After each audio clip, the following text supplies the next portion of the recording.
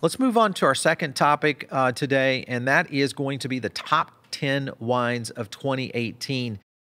And of course, we have a great guest joining us via Skype today, Shana Clark, who is a wine, sake, and cocktail journalist and consultant out of New York City from Shana Speaks Wines. So welcome to the show, Shana.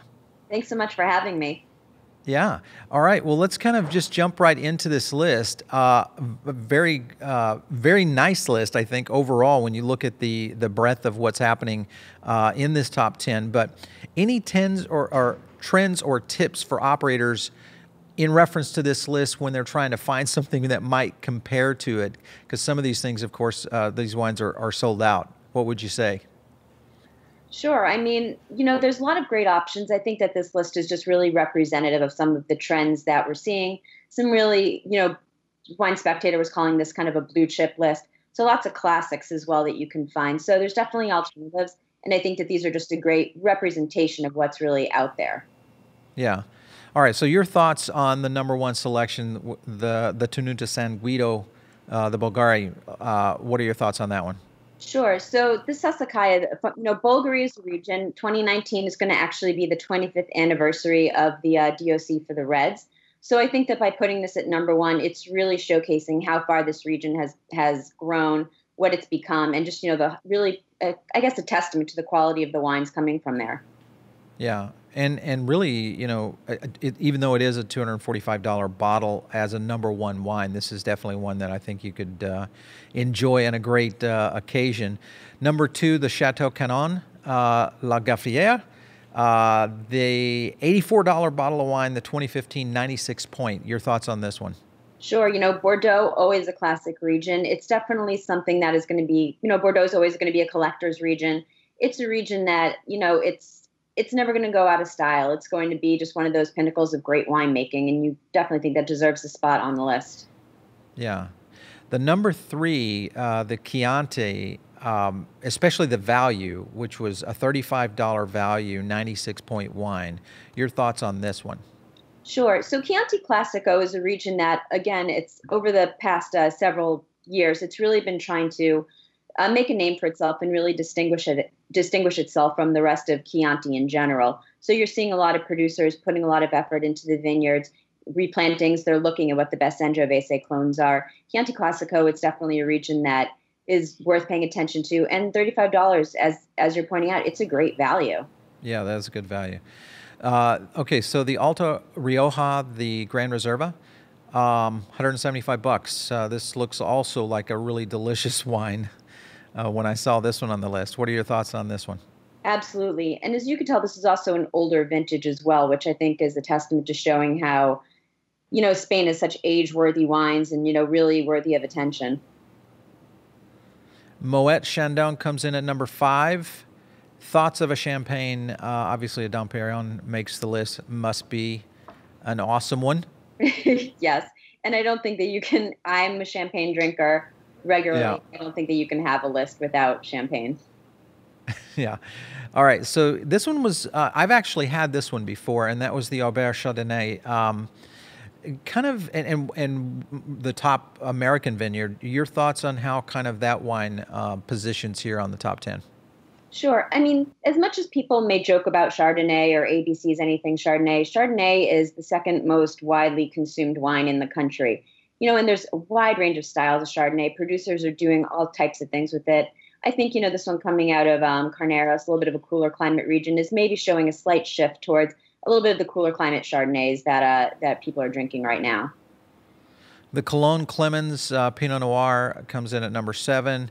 Another good value wine here. Thoughts on that one? Sure. I think Oregon, everybody's eyes are just turning to this Pacific Northwest area. There is so much going on in terms of winemaking there. Willamette Valley. In terms of, you've heard the recent controversy with Copper Cane and the labeling issues that they've been having. To quickly recap, Copper Cane is a California winery.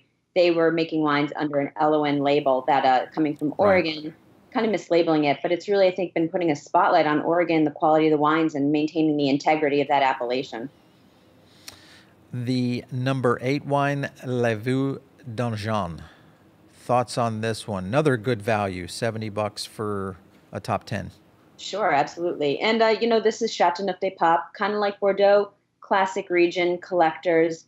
It's never going to go out of style, and it's just something that everybody can really enjoy. Yeah. And then Tenuta, is this from the same area as the #1 wine? No, so this is Sicily. So this is going to be further south, hotter.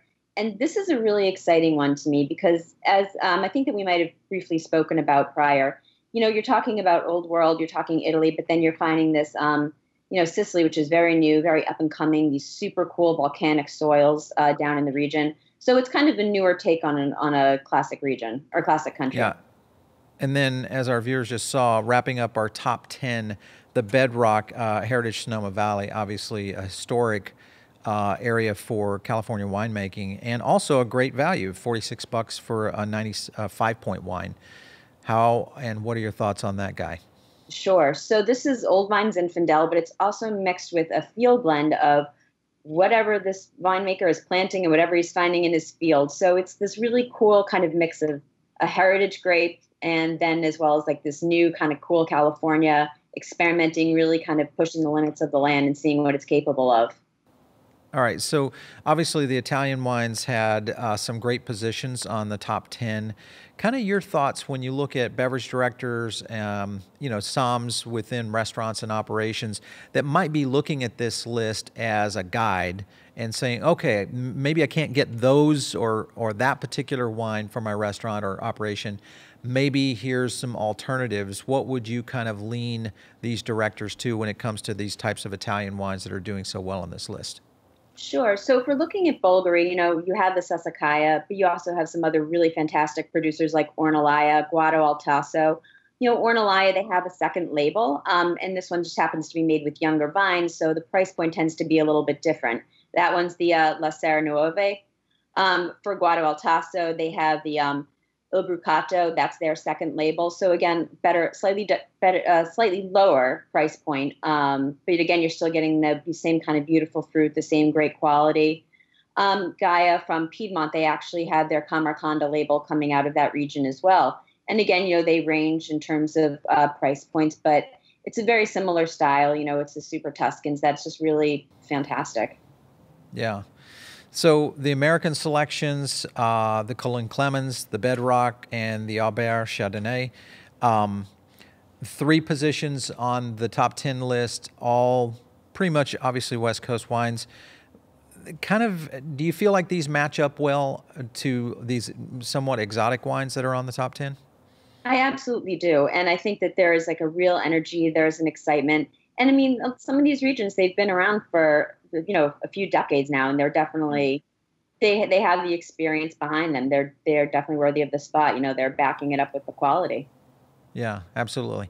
All right, so a lot of the viewers and listeners of this show love to get tips from experts such as you. So I wanted to try to pick your brain on a couple of 90-plus pointers out there that you would say, hey, if you can't get these top 10, here would be a couple of selections that I would try to get onto my wine list.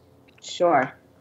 So, I was looking through this particular list. I mentioned some of the ones that you can get, if we're looking in terms of Bolgheri. Chianti Classico, Isole Elena's great. Cecchi, Ruffino, Querciabella's fantastic. Sicily, we're talking Cos, which is more of a natural wine producer. So if you want to kind of tap into that natural wine trend, they're one. Planeta is another bigger producer. Okay. If you want to, and then I'm kind of just skipping around a little bit just to give like a few examples here and there. I'm also really excited again about Oregon and just what's coming out of there. Argyle's Sure. a fantastic producer. They're doing a great sparkling wine. Sokolblosser, Left Coast Estate. Oh, okay. Yeah. Left Coast Estate is a lot of fun. They're actually doing a white Pinot Noir, which is cool and unusual and funky. And Oregon also, I think a lot of people have been overlooking Southern Oregon, but there's a lot going on in some of the areas down there, such as the Rogue Valley. There's a producer, her name's Leah Jorgensen. She's doing a lot with Cabernet Franc and really just these beautiful Loire-style Cab Francs. And she's actually doing a white Cabernet Franc too, which is a little unique and cool. Yeah, a little bit different. Okay, so that's a good group and list that I think some of our viewers and listeners could take away for their wine list. Some of the ones that I had on my top list for our viewers and listeners, the Devil Gulch Vineyard Pinot Noir, which is one I drink. Also Hartford Court, the 2015 Marin County. That's also a Pinot. I'm a big Pinot fan, so I like to bring those in. The Honig Cab, which is like one of my staples that I always love to get. And plus it's a really good value at, like $44 a bottle. That's one that I really like to bring in. The Wynn's Cabernet Sauvignon Black Label. And then one of my favorite wines that's dear to my heart is the Rombauer, the proprietor selection, the Zinfandel. Have you ever tried the Rombauer Vineyards wines? I have not. I've had the Chardonnay, but I have not had the Zinfandel. The Zin is the one that I think surprised me the most when I started drinking it a few years ago. And it was one that I just fell in love with, and I would almost default to and we just had it for Thanksgiving here recently. So I always like try to use that wine as much as I can. But this is a list that I keep, a running list of wines that I find at restaurants around the country when I'm out doing different productions and stuff for Foodable. And I'll just jot them down in my little book. I keep them on my list and I start ranking them, based on what I like. And that Zen always seems to kind of rise back to the top, even though it's fifth on my list, but it's one that I love to have. Well, listen, Shana, it's been so great having you on the show today. Obviously, when we have wine topics, we definitely have to have you back for sure. You've got some great expertise there. Thanks so much for joining. Thanks so much for having me.